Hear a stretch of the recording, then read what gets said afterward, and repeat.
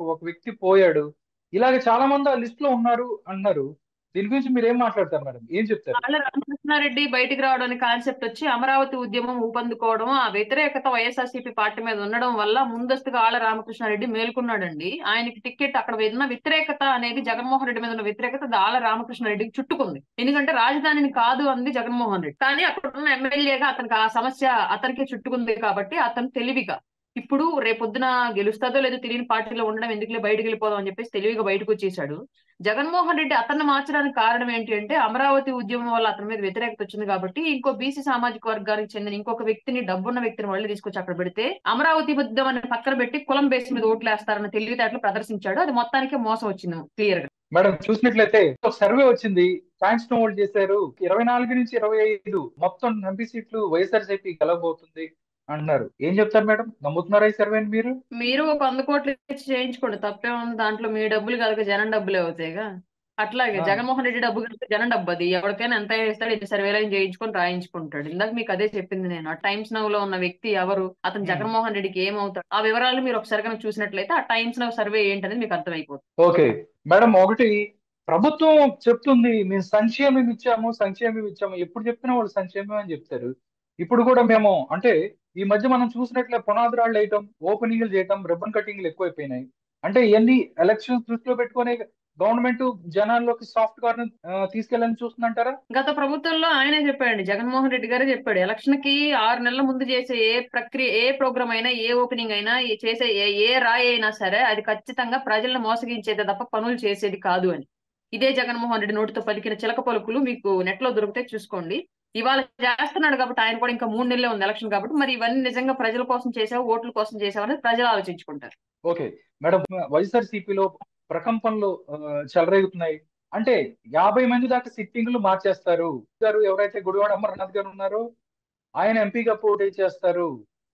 ఎవరైతే రాజమండ్రికి సంబంధించిన భరత్ ఉన్నారో ఆయన ఎంపీగా పోటీ చేస్తారు.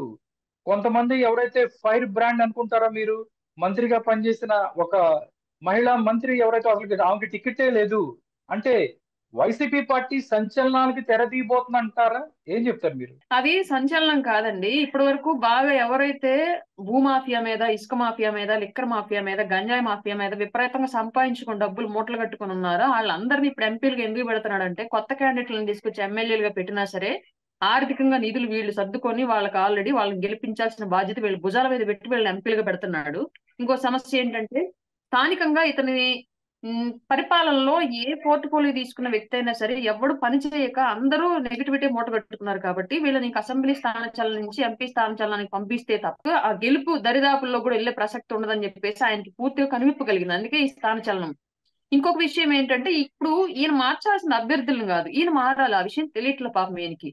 మంత్రులకి, ఎమ్మెల్యేలకి ఇప్పుడు ఎవరైతే వైసీపీలో ఉన్నారో వాళ్ళందరికీ చెప్తున్నాను నేను, మీకు అందరికీ గెలవాలి అని ఆశ కనుకుంటే జగన్మోహన్ రెడ్డిని మార్చేయండి, లేదా పార్టీ మారండి. అంతకు మించి వేరే సజెషన్ అయితే ఇవ్వలేము ఒక ఆంధ్రప్రదేశ్ ఓటర్ గా మీకు. మేడం ఇంకొకటి, ఎవరైతే గిడుగు రుద్రరాజు గారు ఉన్నారో ఆయన ఏపీసీసీ చీఫ్ గా ఉన్నారు. ఆయన మాట్లాడారు వైఎస్ఆర్సీపీ నుంచి దగ్గర దగ్గరగా 15 నుంచి 25 మంది ఎమ్మెల్యేలు మాకు టచ్ లో ఉన్నారు అని చెప్తున్నారు. అంటే జంపింగ్ జపాన్ అవ్వచ్చు, లేకపోతే పార్టీ మారే వాళ్ళు అవ్వచ్చు. అంటే వైసీపీది మునిగిపోతున్నావా అని గమనించి పక్క పార్టీల వైపు చూస్తున్నారు అనుకోవచ్చా?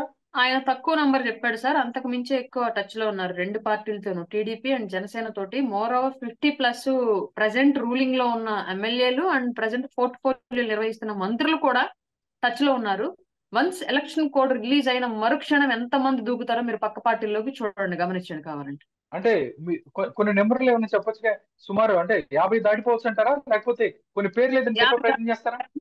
దాటుతాయండి. ఎమ్మెల్సీలు, ఎమ్మెల్యేలుగా ఉన్న ప్రతి ఒక్కళ్ళు ఆల్మోస్ట్ 50+ నంబరు పార్టీలతో టచ్ లో ఉన్నారు. ఎందుకంటే క్లియర్ గా గ్రౌండ్ లో రియాలిటీ తెలుస్తోంది. ప్రజల్లో వచ్చిన వ్యతిరేకత స్థానిక ఎమ్మెల్యేలకు తెలుస్తోంది. మళ్ళీ గెలం ఈసారి వైసీపీ రాదు అని. సో ఈసారి వాళ్ళు వాళ్ళ రాజకీయ భవిష్యత్తు కావాలి అంటే మునగలేరు కదండి. వైసీపీ అయిన నా వ్యక్తి ఎక్కడో చోట సేఫ్ ప్లేస్ రీచ్ అవ్వాలి కాబట్టి వాళ్ళు ఎలక్షన్ కూడా ఎప్పుడు వచ్చిందని ఎదురు చూస్తున్నారు. Okay madam. తెలంగాణలో బీఆర్ఎస్ యొక్క ఓటమి ఏపీలో వైఎస్ఆర్ సిపి ఓటమికి నాంది కాబోతోందంటారా? తప్పకుండా అండి. ఆ రోజు వాళ్ళు ఎలక్షన్ కూడా వైఎస్ఆర్ సిపి ఎదురు చూసింది. బీఆర్ఎస్ గెలిస్తే మనం గెలుస్తాం, బీఆర్ఎస్ గెలిస్తే మనం గెలుస్తాం. ఎందుకంటే 2019లో ఇక్కడ వైసీపీని గెలిపించింది, చాలా వరకు శాయశక్తుల కృషి చేసింది వైసీపీని గెలిపించడానికి కేసీఆర్ అండి.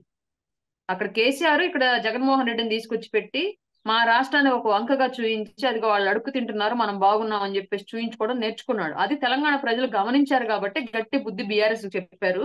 24లో ఎలక్షన్ ఎప్పుడు వచ్చిద్దా అని చెప్పేసి జగన్మోహన్ రెడ్డికి బుద్ధి చెప్పాలి అని చెప్పేసి మా ఏపీ ప్రజలు కూడా ఎదురు చూస్తున్నారు. మేడం, ఈ మధ్య చూసినట్టయితే వైఎస్ఆర్సీపీ ఎక్కువ దొంగ ఓట్లని క్రియేట్ చేశారు. దాంతో పాటు ప్రత్యర్థులు ఎవరైతే ఉన్నారో వాళ్ళ ఓట్లు తీసేస్తున్నారు అన్నాడు. వీటి మీద జనసేన ఏ విధంగా ముందుకెళ్ళిపోతుంది? మీరు ఎలాంటి కార్యాచరణతో ముందుకెళ్ళిపోతున్నారు?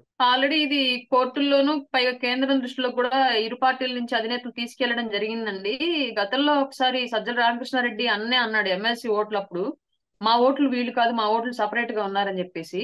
వాళ్ళు ఆల్రెడీ తిరుపతి బై ఎలక్షన్స్ లోను, అలాగే కొన్ని చోట్ల బై ఎలక్షన్స్ లో వచ్చి బస్సుల్లో వచ్చి వేసి ఓట్లు వేసి వెళ్ళిపోవడం కూడా జరిగింది. భర్త ఎవరో తెలియని భార్య, తండ్రి ఎవరో తెలియని కొడుకు, అలాగే ఇట్లాంటి ఓటర్లంతా వేరే వేరే నియోజకవర్గాల నుంచి బస్సుల్లో తరలొచ్చి ఓట్లు వేసి వెళ్ళడం మనం చూసాము.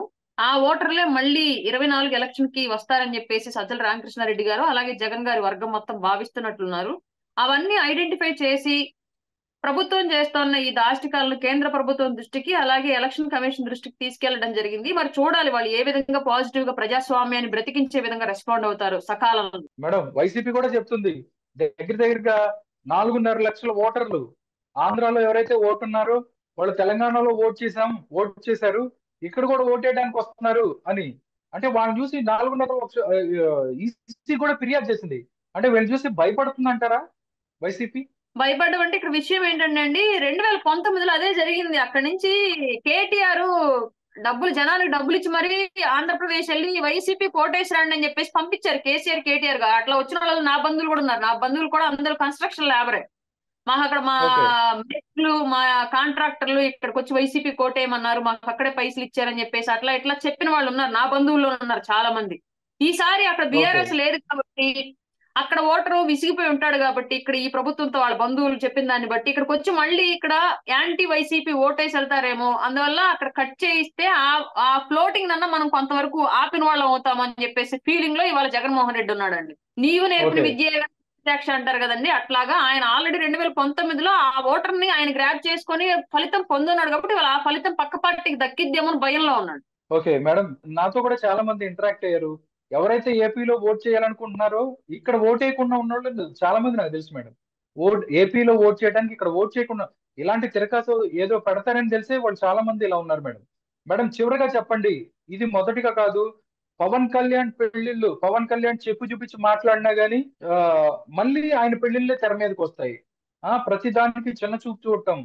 దాంతో పాటు ఎవరైతే సాక్షాత్ ఇప్పుడు సీఎం గారే మాట్లాడుతున్నారు, దీని మీద చివరిగా మీరేం చెప్పదలుచుకున్నారు? వాళ్ళ పుట్టుకలు, వాళ్ళ బుద్ధులు, వాళ్ళ పెంపకాలు ఎలా ఉంటే వాళ్ళకి వచ్చే ఆలోచనలు, మాటలు కూడా అలాగే ఉంటాయండి. జగన్మోహన్ రెడ్డి తాతల తరం నుంచి ఇట్లాంటి అఫైర్లు బ్యాచే కాబట్టి ఆయన మాట్లాడే మాటలు కూడా అట్లాంటివి ఉంటాయి. ముఖ్యమంత్రి ప్లేస్ లో ఉన్న అతని బుద్ధి మారదు. కుక్కను వేసుకొని సింహాసనం మీద కూర్చోబెట్టిన చూపు చెప్పుల మీద ఉండిద్ది అంటారు కదండి, అది పరిస్థితి. Okay, thank you so much Arun గారు. ఈ యొక్క తాజా రాజకీయ పరిస్థితుల మీద మీరు మాట్లాడారు. నమస్కారం మేడం. థ్యాంక్ యూ అండి. Thank you.